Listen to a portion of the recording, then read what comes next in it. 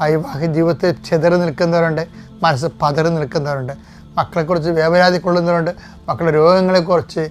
ആദി കൊള്ളുന്നവരുണ്ട്, പേക്കിടാങ്ങളുടെ രോഗങ്ങളെക്കുറിച്ച് ആദി കൊള്ളുന്നവരുണ്ട്. കർത്താവ് അങ്ങനെ എല്ലാ ആദികൾക്ക് അറുതി വരുത്താൻ അങ്ങയോട് കണ്ണീരോടെ പ്രാർത്ഥിക്കുന്ന കർത്താവ് ഈശോയെ, ഓരോരോ മനുഷ്യരെ അവരുടെ പിടിച്ചു നിൽപ്പിന് വേണ്ടിയും ചെറുത്തു നിൽപ്പിന് വേണ്ടിയും അവരുടെ നിലനിൽപ്പിന് വേണ്ടിയും അവരുടെ എല്ലാ പോരാട്ടങ്ങളിലും കർത്താവ്, ന്യായമായ എല്ലാ പോരാട്ടങ്ങളിലും കർത്താവിൻ്റെ ശക്തി നിന്നെ ആവശ്യിക്കുകയും നീ ചെയ്തു തീർക്കേണ്ട ജോലി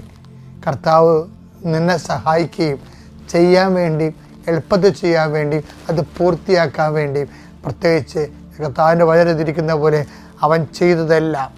കർത്താവ് ശുഭമാക്കുകയും ചെയ്തു എന്ന് പറഞ്ഞതുപോലെ കർത്താവ് നിൻ്റെ ജോലികളെയെല്ലാം, നിൻ്റെ ഉത്തരവാദിത്തങ്ങളെയെല്ലാം, നീ ചെയ്തു തീർക്കേണ്ട കാര്യങ്ങളെയെല്ലാം, ഇന്നത്തെ മുഴുവൻ യാത്രകൾ, ഇന്നത്തെ മുഴുവൻ സംസാരങ്ങൾ, ഇന്നത്തെ മുഴുവൻ എഴുത്തുകുത്തുകൾ, ഇന്നത്തെ മുഴുവൻ ഫോൺ വിളികൾ, ഇന്നത്തെ മുഴുവൻ സംഭാഷണങ്ങൾ കർത്താവ് ആശീർവദിക്കുകയും കർത്താവിൻ്റെ ആത്മാവിനാൽ നയിക്കപ്പെടുകയും കർത്താവിൻ്റെ ആത്മാവിനാൽ അമ്മയുടെ മധ്യസ്ഥ ലഭിക്കുകയും നീ വിജയശ്രീലാളിതനായി തിരികെ വരാൻ, ഇന്ന് രാത്രി കിടക്കയിലേക്ക് വരാൻ കർത്താവ് നിന്നെ അനുഗ്രഹിക്കുകയും ചെയ്യട്ടെ.